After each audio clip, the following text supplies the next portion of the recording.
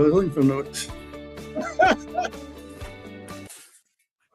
The joys of doing a live podcast. Good evening. You are tuned to the football pitch. It's 7 o'clock. We made it bang on time. For the first time ever, we did start on time, and then Dennis decided he had some notes to get. But hey, listen, never mind. The joys of doing a live podcast. As I say, it's a football pitch. Myself, Cammy McDonald, Dennis Newell. Dennis still struggling with that cough, but it definitely is easy. It's barely talking. It's not bad, Cammy. And good evening. How are you? Not bad at all, mate. Not bad. Good. Not much to talk about tonight. Really, just a look back at last week's results, north and south of the border. A look ahead to the fixtures. Obviously, last night's or this week's European results for all the British sides. Draws made today, which really only affects obviously Celtic if you're a fan of Scottish football. But all 5 English clubs still involved in the Champions League down south. I think they're all involved in the Europa League as well. So we'll get that to discuss tonight. And we'll fly through tonight, Dennis. Yes. Probably the place to start. Transfer window closing very shortly. The biggest move so far, I think, is the exodus or the move out of Scotland. Kieran Bowie going to Hellas Verona over in Italy. £6 million. I think that's too much money, but and I think it's based mostly on Bowie's early season form, because I don't think, along with his club, that the last few months has been particularly kind to him. No, I totally agree with that, but then we just don't know where transfer money comes from anymore. Scotland seems to be the only one that's strapped, unless you buy the occasional player that is maybe overpriced, as we've talked about on many occasions with Old Firm. Bowie's got good potential, and before we came in here, I said to you that it might be a good move from a Scotland point of view, because if he hits some form over there, which he had done with Hibs, remember, I think this is quite a big step up in my head to go from Hibs, and that's not being disrespectful to Hibs. I think the Italian league is bigger. So you look at it and you say to yourself, if he hits form, we badly lack in the Scotland squad for the World Cup a centre forward. Yep. Now, the timing might be right for him to go there, produce the goods, and we have one less worry going into the World Cup for who's going to maybe score goals. So it could work out well. Overpriced? Possibly, but I think Celtic, on the back of it, may have cashed in there maybe at the start of the transfer window and maybe looked at Hibs getting maybe, say, £3-4 million from him. I think they might have taken that right away. And it would maybe help Celtic's cause, because in the transfer window, Celtic desperately needed other players. And from what I can see, they've only signed the big centre forward, who last week when I watched the game was there, done a couple of things, but nothing that made me think that's going to be the be-all and end-all of fixing what problems there is at Parkhead. So Bowie, good move for the boy. Absolutely delighted for him. Scotland might benefit. Is he overpriced? Yes. And has Scotland missed out on a trick with it? Probably, as I say, Celtic could maybe have cashed in that and strengthened their squad a bit. But time will tell. Time will tell. Yeah. And Hibs, I think, have already stepped in and signed somebody else to replace him. So, yeah, I think they brought in the League of Ireland. You know, we've seen how much success Johnny Kenny's been at Celtic in terms of the League of Ireland striker, League of Ireland strikers. Said firmly tongue in cheek, by the way, if anybody hadn't caught that. But no, I mean, £6 million. I think though it's a great move for Hibs. Let's be honest. I think getting £6 million for a striker who's probably not on the form, as I say, he was on earlier in the season. We all remember that great goal he had in Europe, where he obviously caught the ball from the left touchline. We all remember that, and I think £6 million is a hell of a lot of money to play for to pay for one goal. The potential, as you say, is definitely there, and he has proven it to a degree that he can do something in Scotland. And as you say, make you wonder why neither will for him. Yeah. Why neither of them have looked at him. Rangers go out and spend £8 million, which we've done to death on a striker who can barely kick his own arse. And there's a guy there at Easter Road who has shown, as I say, in flashes, that he has the ability to score goals in Scotland and in Europe. So I would far rather have spent £6 million on Bowie than £8 million on Chimiti. Without a doubt. I mean, to me, I would rather have the boy Boyle signed with the old firm, because look, you might think, oh, his age, he's this, he's that. He's been off the boil a little bit as well, but the whole Hibs team have. So you look at it and you say to yourself, at the start of the season, there's two forwards that basically the old firm could have cashed in, got them relatively cheap, and would have helped them out the hole that they're in, because they're desperately lacking goals in both these two teams.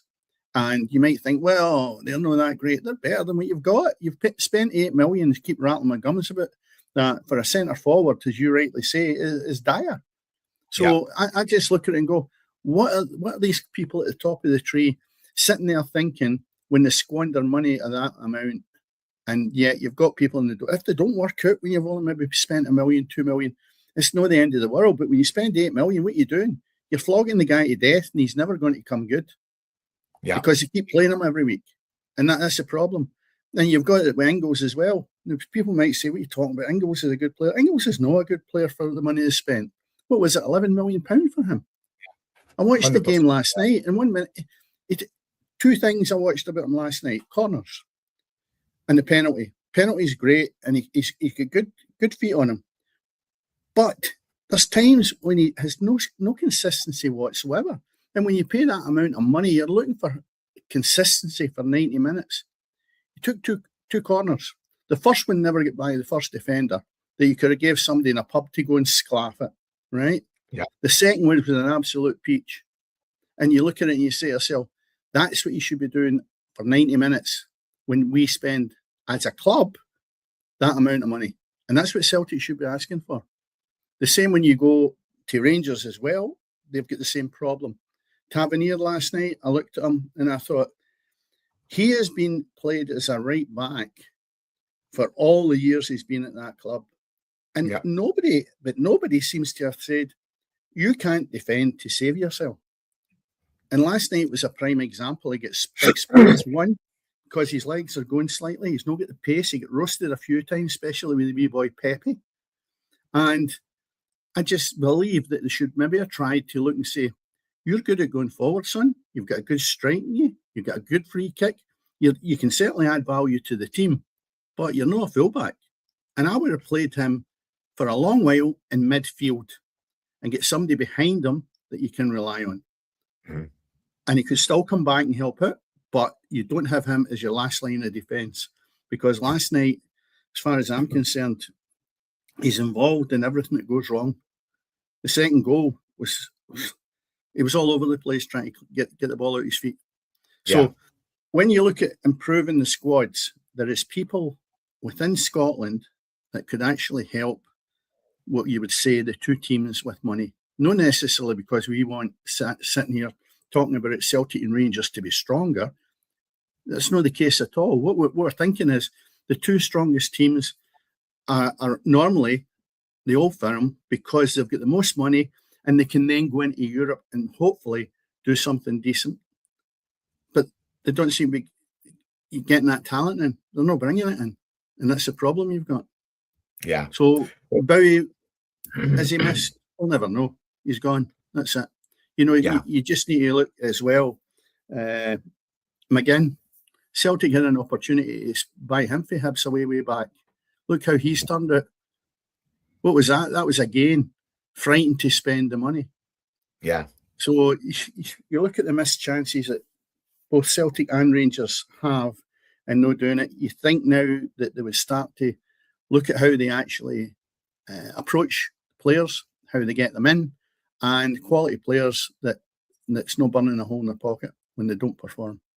Yeah. I mean, Celtic seem intent on obviously bringing in cheaper. If they're bringing in a player from a Scottish club, it's the likes of Luke McGowan or something like that, you know, who's obviously going to be a bit cheaper than what Boyle was, or certainly was a bit cheaper than what Boyle was.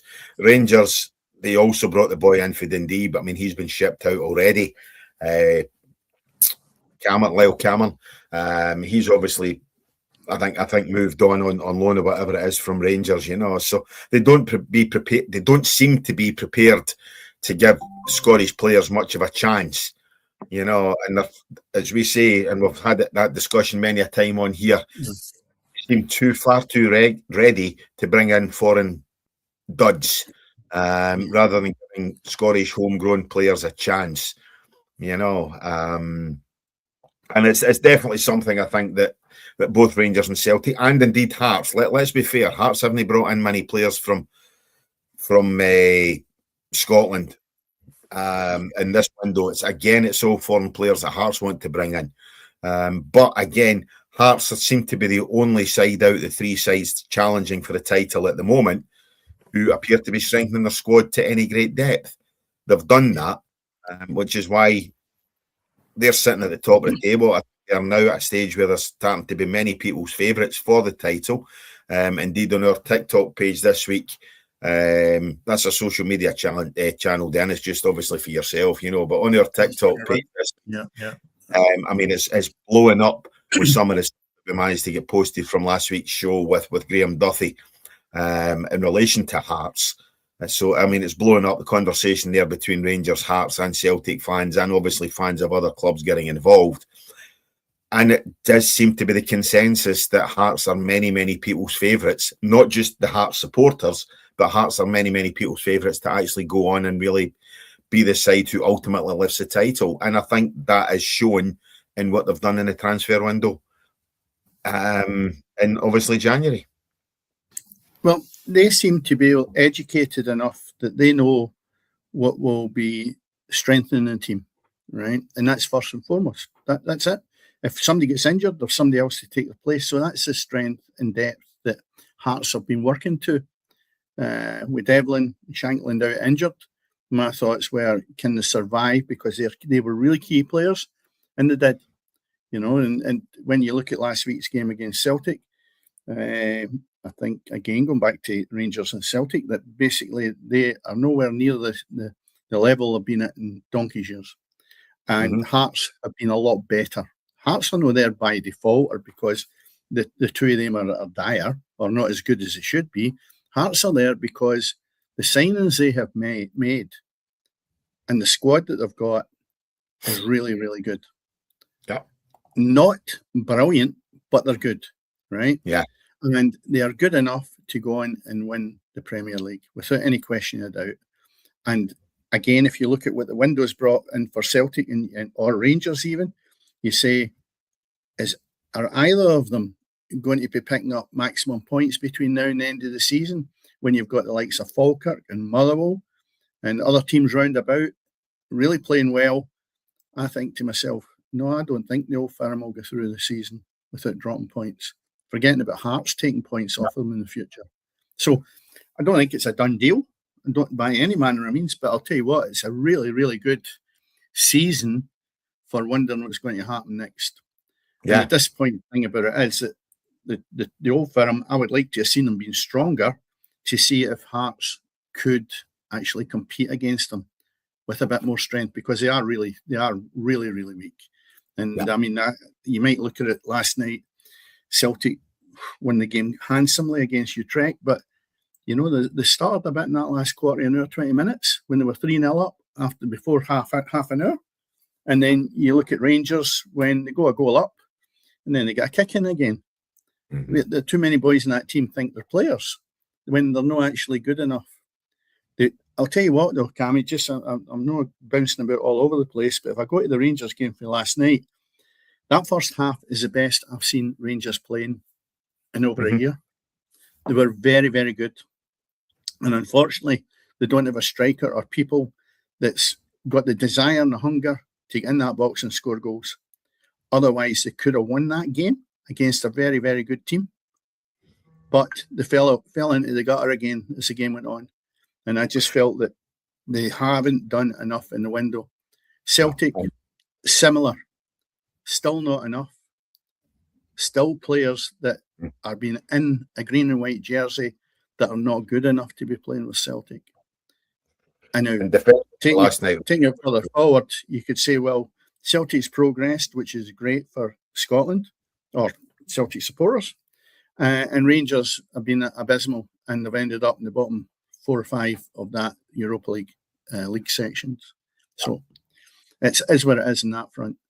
But yeah, I keep rattling my gums about Celtic and Rangers every week, but you're looking for something different. I've had a window now, and I was expecting something special from either of them, and there's been nothing special.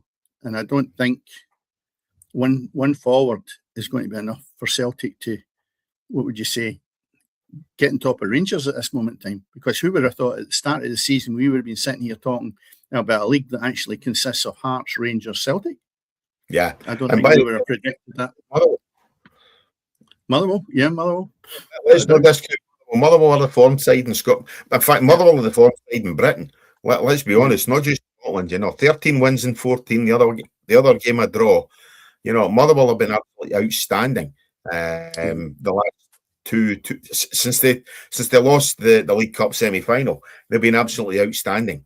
And they're not a kick in the arse off Celtic in third, and it only takes one of these sides above them to drop a couple of games or a couple of draws, and Motherwell are making this potentially a 4-horse race. The form they've shown, and it's not just getting results. Motherwell, I think, are certainly one of the better footballing sides, if not the best footballing side in Scotland. They knocked the ball about beautifully.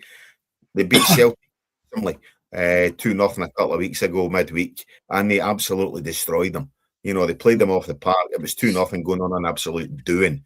So as I say, let's not discount the side for Firth Park either. And to me, them and Hearts, it's blatantly obvious. It's an obvious statement to make, but them and Hearts have been the two big successes of the season, undoubtedly this season.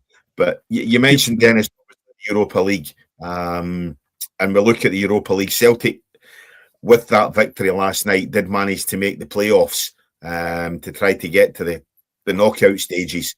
So the playoffs, the 8 games are Dinamo Zagreb against Genk, Bran against Bologna, Ludogorets, who Rangers beat convincingly last week, are playing Ferencváros, Celtic against Stuttgart, Panathinaikos against Victoria Pilsen, Fenerbahce against Nottingham Forest. Forest seeded for that game.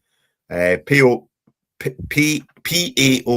against Celta Vigo, and Lille against Red Star Belgrade. And if Celtic do manage to get through that, they're going to either face Porto or Braga in the next round. If they get through, I think Forest, if they get through, they could either end up playing Midtjylland or Real Betis, depending obviously how that goes, if they can make it through as well. Now that's the Europa League. Champions League is a different kettle of fish, obviously, but Europa League wise, Celtic up against it. I think they have played Stuttgart once before, back in 2003. They actually won the tie 5-4 on aggregate, but obviously Celtic are a different side to what they were 23 years ago, and actually as are Stuttgart, German Cup champions, I think they are. That's a very, very difficult tie for Celtic. There's no doubt about it. They've made heavy work of getting to that playoff. And it is a difficult tie for them. Yeah, I would like them to get Ludogorets after watching them. Unfortunately, the two of them were dire. They were dire. And I think that's a good tie for Celtic, because there's no way in this planet, and I'll say that now, Celtic is going to get to the final. So you've just got to take it that getting by this tie, it should be a good tie. I've said that before when we talk about Scotland having Brazil. You're better with good ties in a lot of ways than having the Ludogorets, although as a preference, I would think it's a tie you would be almost certain to get through in my head. But Stuttgart will be a good test for them. let's see what they're made of. There's still good teams in that knockout round. So we'll just need to wait and see. The other thing as well is, and I had the thought about this at the start of the week, was I think now that we've had a run with the Champions League structure as it is, and also the Europa League, I'm actually thinking now they should take it another step forward, which won't happen, but it's my thoughts anyway, only my thoughts. We've got a Champions League, and it's no Champions League when you've got 6 English teams in there. That to me is not good enough. It's meant to be the Champions League. So from each country, it should be the champion, the league champion, nothing else. Then you move on to the Europa League.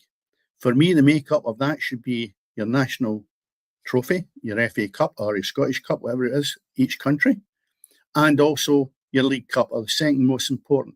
That would make up the Europa League.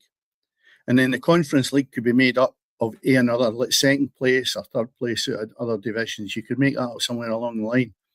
The problem I'm seeing is that I'm watching this Europa League week in and week out, and the standard is terrible in a lot of games.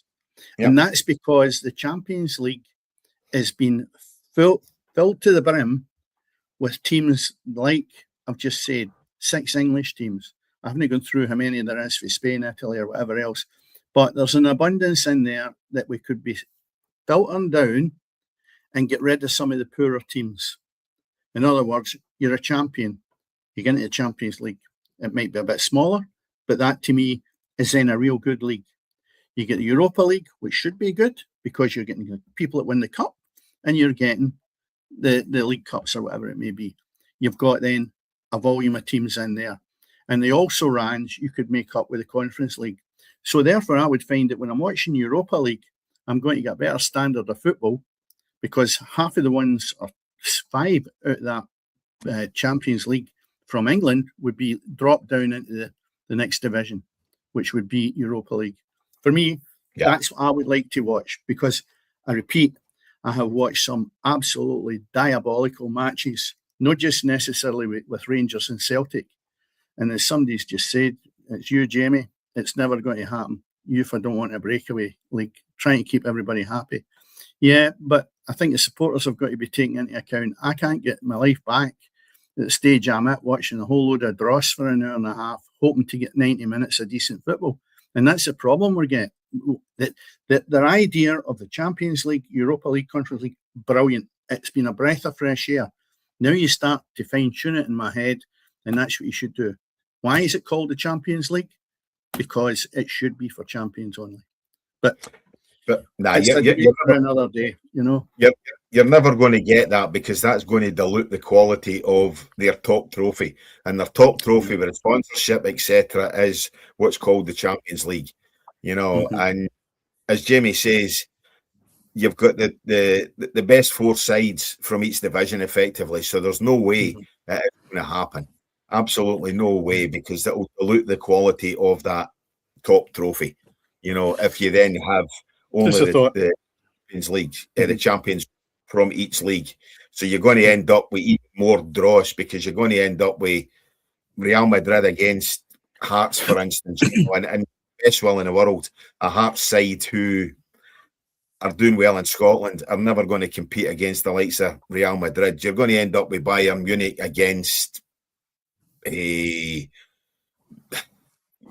for the League of Ireland, or and it's just never ever going to. I'm trying to reduce the amount of teams that are coming from countries that their standard is so poor they're having 2 and 3 teams in it, and I've watched that. Well, you could class that way.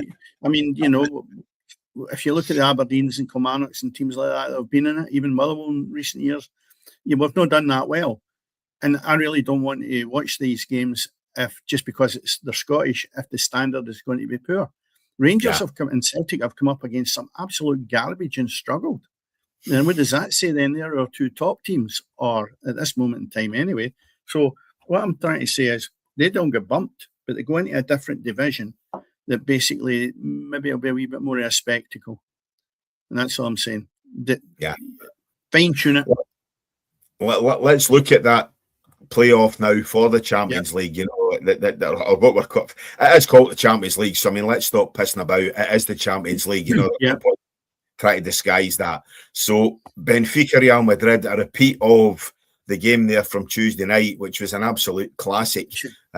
Sorry, Real Madrid, but Benfica, fair play to Jose Mourinho, by the way, up against 9 men and bringing the goalkeeper forward for a free kick. Brilliant. A great header, by the way.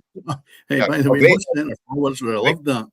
Aye, that's it, exactly. That's him. He scored more goals in the Champions League than Cammy did, you know, or in Europe, certainly than what Cammy. That's a goalkeeper. Bodo Glimt against Inter Milan. Monaco against Paris Saint-Germain. The champions are actually in the playoff again, and an all-French tie. Karabakh from Azerbaijan taking on Newcastle. You get Galatasaray against Juventus. Club Brugge against Atletico Madrid. And then 2 German sides in Borussia Dortmund against Atalanta and Olympiacos against Bayer Leverkusen. So, Dennis, you're talking there about the quality from Spain, from Italy, etc. So you get 2 Spanish sides in the playoffs. You get 3 Italian sides in the playoff. Obviously, only the 1 English side because 4 have gone straight through, and 2 German sides there. You know, so that's the top leagues in Europe, how they're represented within the playoff. Obviously, 4 sides from England have gone straight through from the top 8 in the shape of Arsenal, Liverpool, Manchester City and Chelsea. So they're all straight through into the knockout stages. The other 4 sides, I'm trying to see who's missing from that. Obviously, Barcelona are through. Right. Bayern Munich and Sporting. Yeah. So you've actually 5 at the Cammy that are left in Europe from England. Arsenal, Liverpool, Tottenham, Chelsea and Man City have all made it through. Now, that to me, I think if you had part of that lot in the Europa League, for me, I would find that my Thursday night would be more interesting than what I've been watching in recent months. That's what I'm trying to say. You're not missing anything with 3 of them going to the Europa League. Well, the thing is, you're getting 40 million for even just qualifying through the Champions League. Right. I'm not debating that. What I'm debating is the quality of it rather than the finance. It's not the finance. Finance is what's driving it. The thing I'm looking at is the quality of watching football on a Thursday night. And you've got teams in there, 5 out of the 8 are from England. 6 with Newcastle. You've got to fancy Newcastle against a side for Azerbaijan. Yeah. Liverpool. They ended up 12th.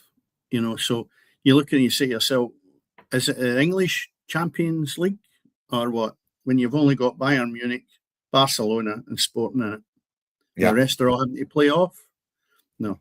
So listen, the whole thing, I'm probably the first person anybody's heard criticising the structure of this. The structure of it is not what I'm going on about. The structure is brilliant, but it just needs maybe more fine-tuned by how many teams from one country is in that first Champions League.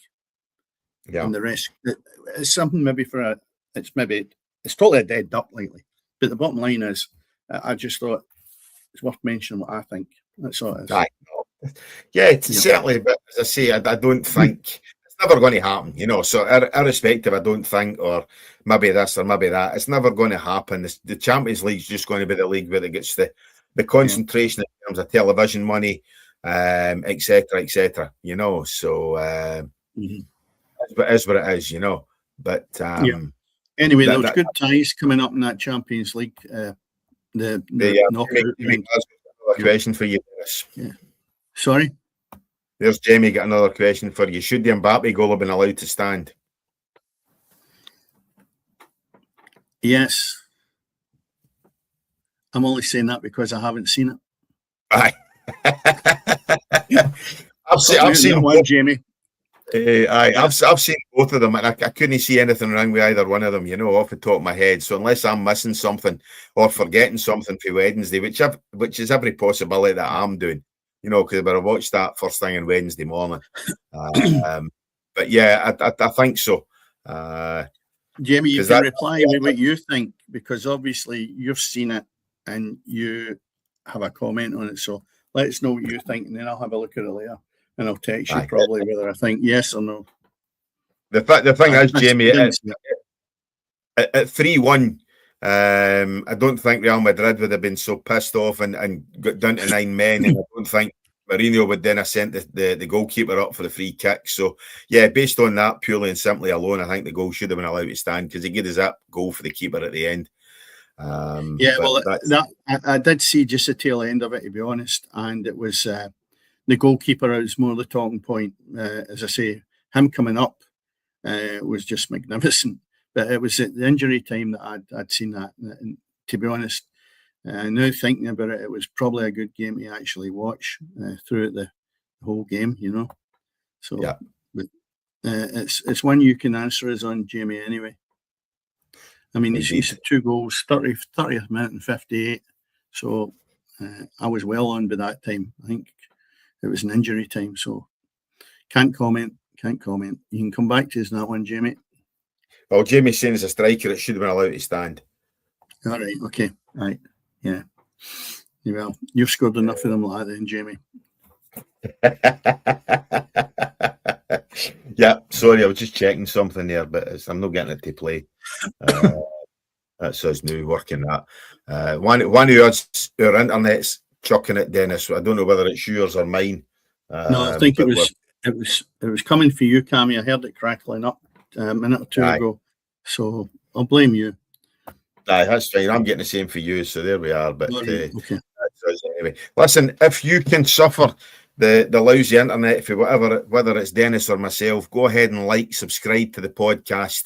It does help us out. There will not be a show next week or the following week, but it doesn't stop you liking, subscribing, and you can catch up on some of our previous episodes that we've had. They're all on YouTube or any good podcast app. So as I say, go ahead, subscribe to the podcast. It does definitely help us out, and you will be getting access to some cracking content just like this. We've got some good guests coming up as well in future episodes. But as I say, we're going to take a 2-week mid-season break next week and the following week because I'm going away sunning myself, and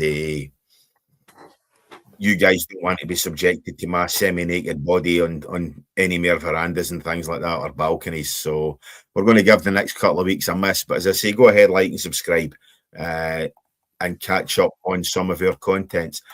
Dennis, last Sunday, we've made reference to it already. Last week, as I say, with Graham Duffy on the show as a kind of preview of Hearts against Celtic. Hearts hit by injury, Celtic with a new striker. That's the only new signing they brought in. Hearts had 2 or 3 new signings on the field. 2-2 draw at the end up. Probably just about a fair result in spite of what Martin O'Neill thinks. I think a 2-2 draw probably just a bit deserved. And the only side that benefited from that was obviously Rangers, who won 3-0 against Dundee. But again, Hearts doing enough to keep that 6-point gap at the top of the table over Celtic, but it's reduced to 4 over Rangers. Yeah, I think the controversial part was obviously Trusty's tackle. The boy's pace was incredible. Trusty was never going to get to him, right? The ball does drift a bit to the side, right? But there's no way in this planet anybody was going to stop him having a shot at goals. And that means you get sent off for that. And to be honest, if a rule come in when you're in that position anyway, whether the ball goes anywhere, I don't care. A centre-half should be sent off because he's obstructing him from going from anywhere.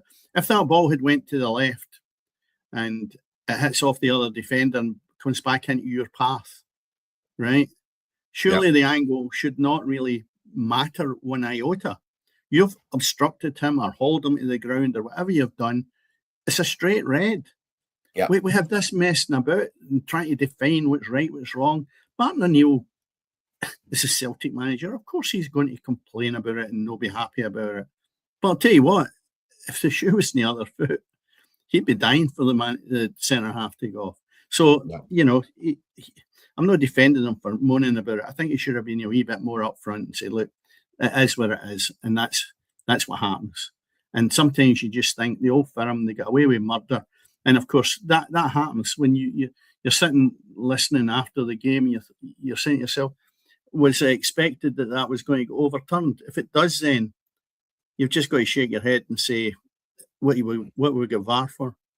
And that's really where it should come in stream. It took ages, might take ages as usual, but no, definitely for me, a red card. Everybody will have their opinion on it. That's mine. Yeah. I thought Celtic, in a lot of ways, huffed and puffed a bit in it.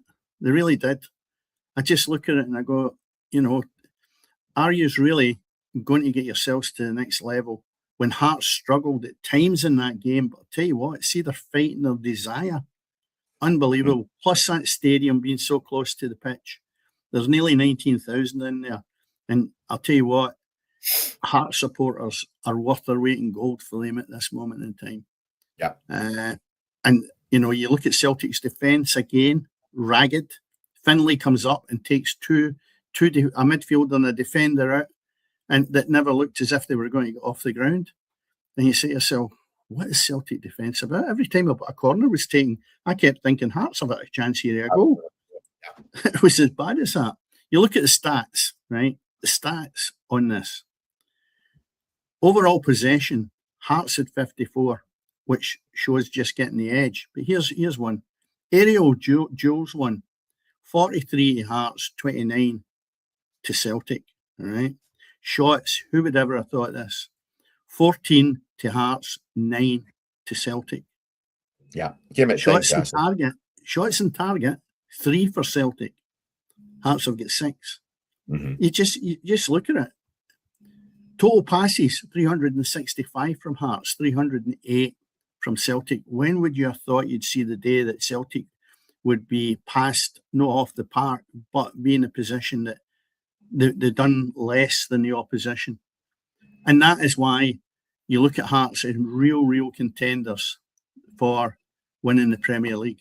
Because Celtic, I don't think, could have done much more. I really don't. No. Was it a good game? Flat. Neither a great deal of football, I don't think. It was one of the kind of long ball, end-to-end kind of stuff, but no the kind of end-to-end you generally want in a game of football, But I still think ultimately a draw is probably a fair result, and I don't think either side will quibble too much with a share of the points, Obviously, as we see, Rangers earlier in the Rangers on Sunday as well, a 3-0 victory against Dundee. You're talking about Celtic huffing and puffing. I think Rangers did that as well. But ultimately, Rangers just seem to have enough in the tank in games where they're grinding out either a draw or, by and large, now they're winning certainly more games than what they're drawing, So I think we says it last week as well. Danny Rose has definitely made a difference. I think he's been a good appointment for Rangers up until now. And he's managing to get his side just playing a style where they're not conceding much.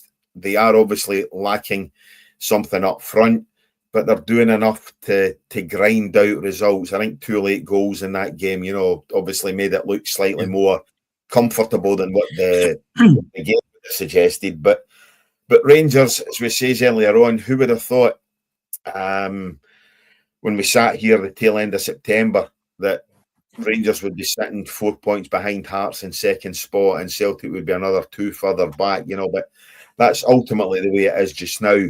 But when we take a look at the results on Saturday, Dennis, Aberdeen at long last getting a victory 6-2 over a very, very disappointing and struggling Livingston side.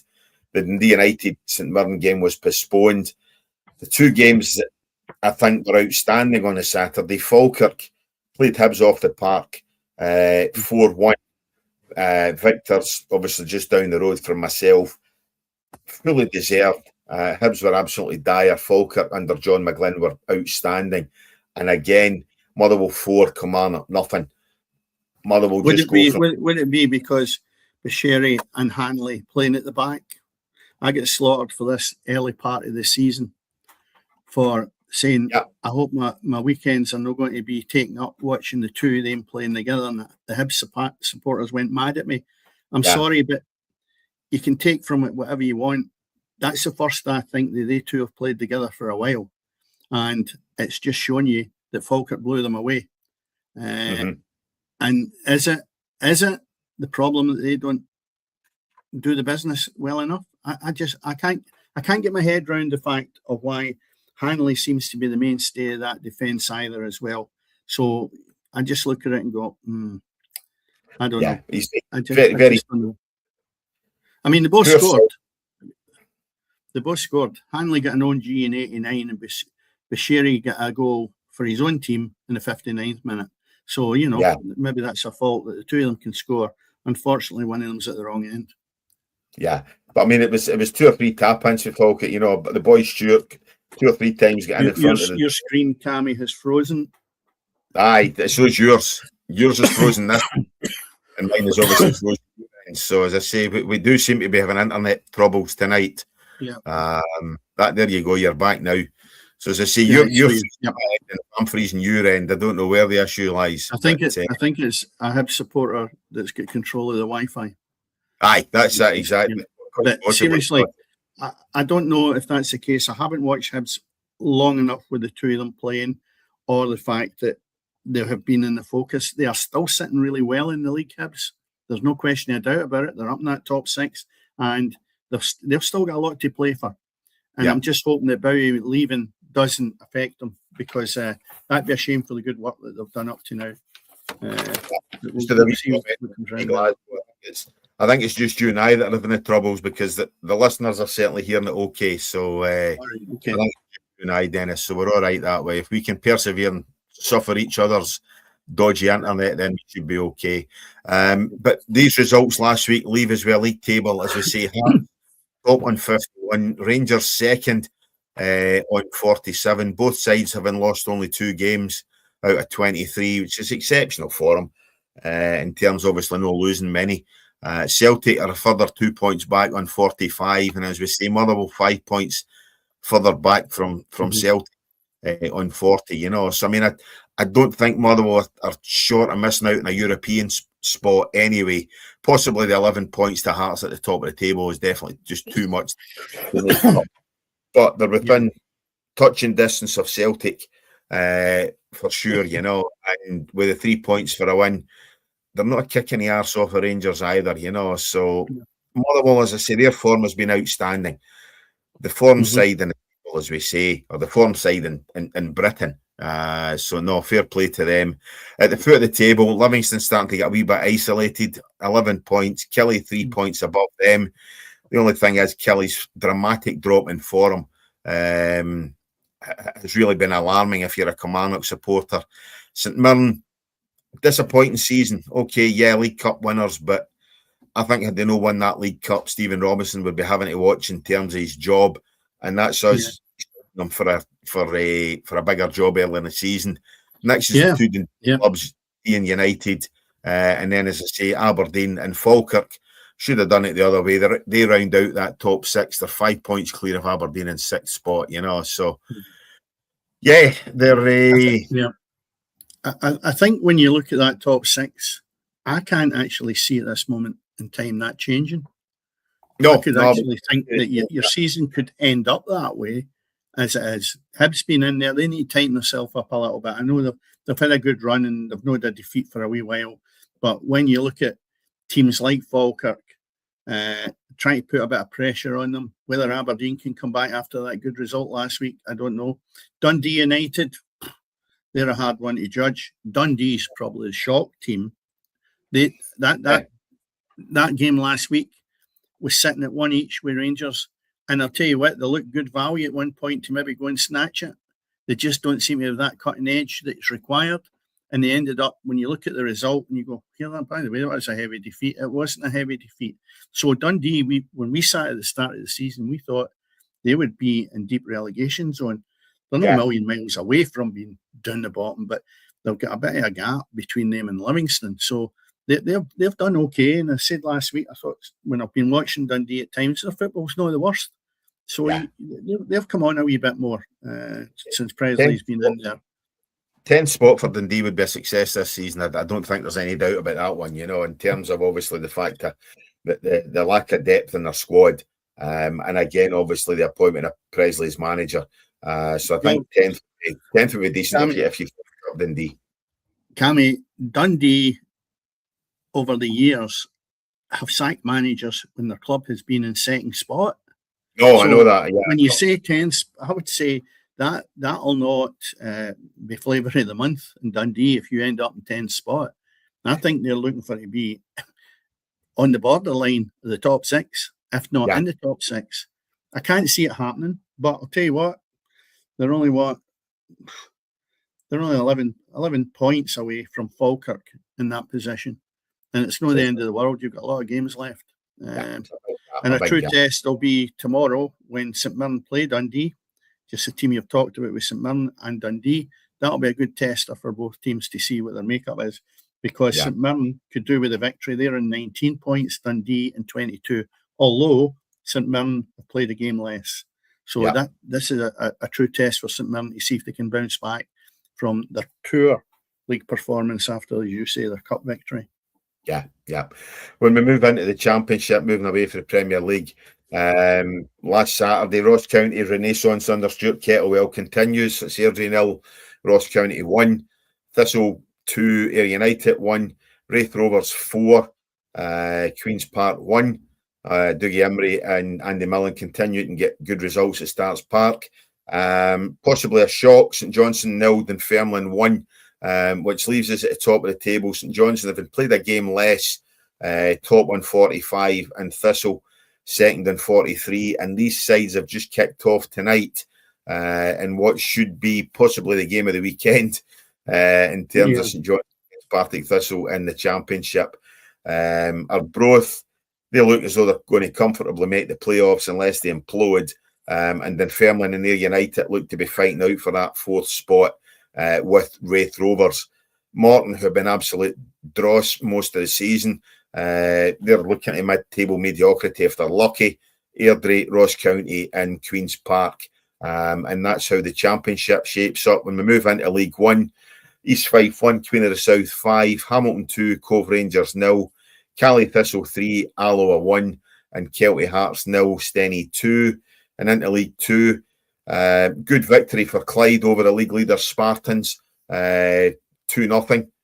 I thought that game actually finished 2-1, but here it says 2-0 here.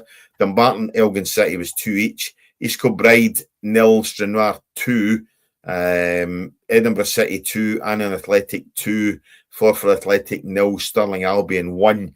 And then the top of the table clash there, Dennis, in midweek. Stranraer against Clyde was postponed.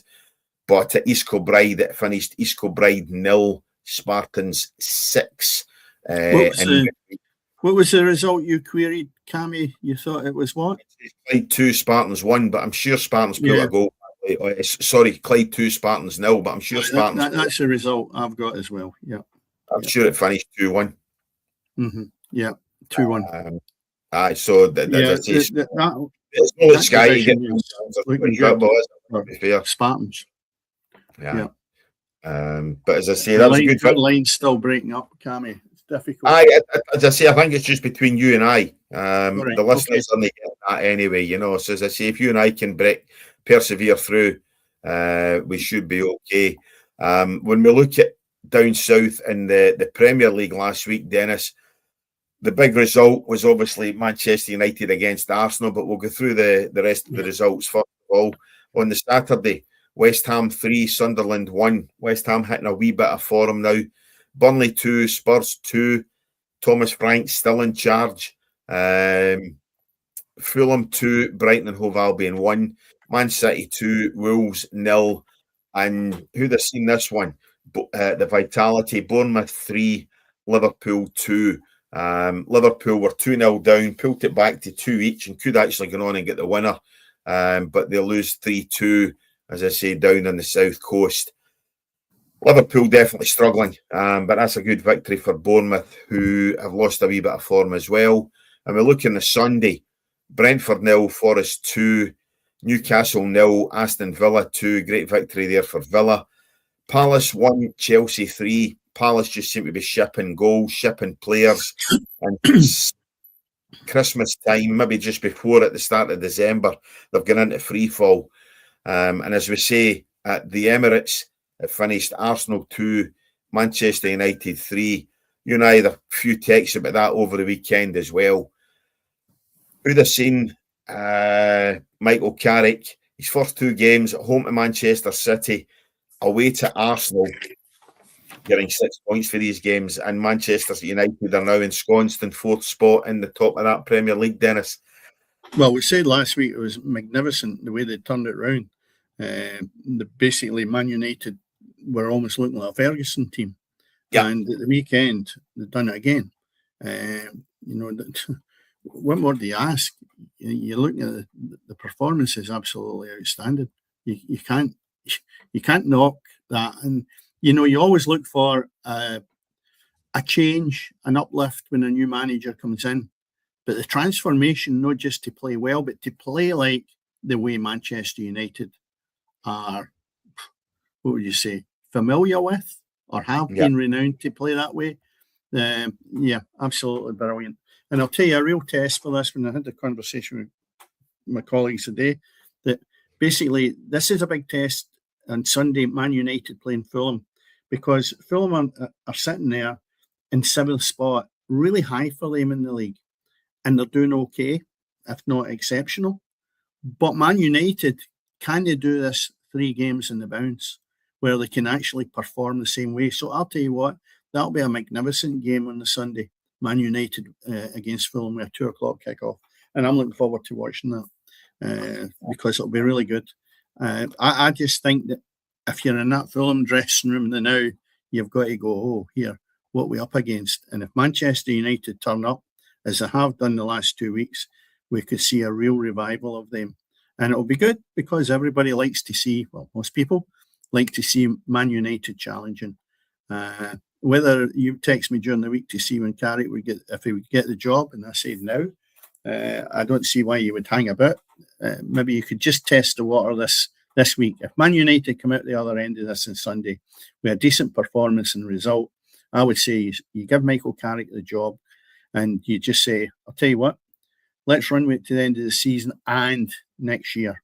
I wouldn't go beyond it, but I would give him that and then just see where it takes you. Yeah, give him 18 months, a chance to bring in. I mean, he's turning a squad there, which, by the way, there's some exceptional players in that Manchester United squad. Say the boy Cunha up front, they brought in from Wolves. Manchester United went about their business in the transfer window correctly for once. They get the boy Cunha, who knows the Premier League, who's been about at Wolves and scored goals at Wolves. Obviously, Brian Mbeumo they brought in from Brentford. Again, exceptional player. And he's dotted about. I like the 2 fullbacks. I like the boy Dorgu they've got at fullback. Shaw they brought inside a wee bit, but I think the fact that Harry Maguire's came back has let Shaw push out again, So I think Manchester United have made some really, really good signings in the summer window there. They've got the boy Lammers in goals, who's a massive improvement on what they had last season and the season before. They've been more comfortable at the back. They've been more settled. And as I say, I think Carrick's managed to make something from the squad that the previous manager couldn't do. And they're a decent watch, certainly against Manchester City and against Arsenal. They were a good watch. The big will this week is, can he lift that squad for a game against Fulham, which is probably the first game out of the 3 that they're expected to get the result in. So can he lift them to get that result this weekend? And that will be the big thing. So you're right. Yeah, Sunday will be good viewing, that's for sure. It's something I'm looking forward to. When we look at the fixtures this week in the Premier League, says he desperately trying to find them. And having very if you want. You go, you can do it because I'm going to be aged them. Well, you've got tomorrow's games is Brighton are playing Everton, Leeds against Arsenal, Wolves against Bournemouth, Chelsea, West Ham, and Liverpool. That's a 5:30 kickoff, Chelsea, West Ham. And then 8:00 is Liverpool against Newcastle. Right good ties in there. Yeah. Then you look at Sunday. Yeah. Sorry, on you go, Cammy. Liverpool, Newcastle. Obviously, that's got a history. It should be an absolute cracker. Yeah. Really good. Really good. For them. Yeah.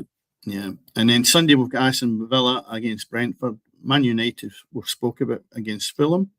Notts Forest playing Crystal Palace. These are all 2:00. And a right good game as well will be Tottenham against Man City. That's a tasty tie as well. That'll be interesting. Monday night gives us Sunderland against Burnley. And that takes us up then to more or less next week. So, there's good ties in there in the Premier League. And again, it's just getting the time to sit down and digest them all. Very interesting. The Forest Palace tie could be interesting. As I say, are Palace going to be able to put out a squad because they're getting rid of so many players? Mateta is now rumoured to be moving on. Well, so I'm going to need to, with the fact that the 3 players that have left Palace in this window, I've had to make big changes to my fantasy team because I had Mateta and the 2 defenders as well, So I'm going to have to make changes to the fantasy side again because I don't want them all. The chances of them featuring at their new side are a wee bit slimmer, So thanks very much. They're definitely in free fall. I mean, they're almost doing an Aberdeen, the way Aberdeen went last year. I mean, Crystal Palace, since they went out the FA Cup, the game I watched, where they didn't look like a Premier League team. And then, of course, at that point, the players didn't know the manager was going to leave at the end of the season. But I just think that made it worse whenever they found it. And the deterioration, just looking at the last 6 games, they've only drawn 2. The rest have lost. Yeah. So, I don't think that they'll end up in relegation zone. But if Leeds and Nottingham Forest get their act together and West Ham, as you rightly said earlier on, are picking up, they could end up third bottom. Because Burnley and Wolves, for me, are gone. Wolves especially. But you've got Notts Forest, no the worst. Leeds as well. If they can leapfrog them. And West Ham, as you say, they all pick up. Crystal Palace could end up, which you would never have thought about at the start of the season, because they were a real good outfit. They could drop down into the Championship. Yeah, I mean the Forest under Sean Dyche have started to pick up results. Leeds, they're starting to get some results as well. West Ham, they've had a couple of decent results. Obviously, the victory against Spurs, good win. Yeah. And then again last week beating Sunderland 3-1. So they're 6 points for their last 2 games.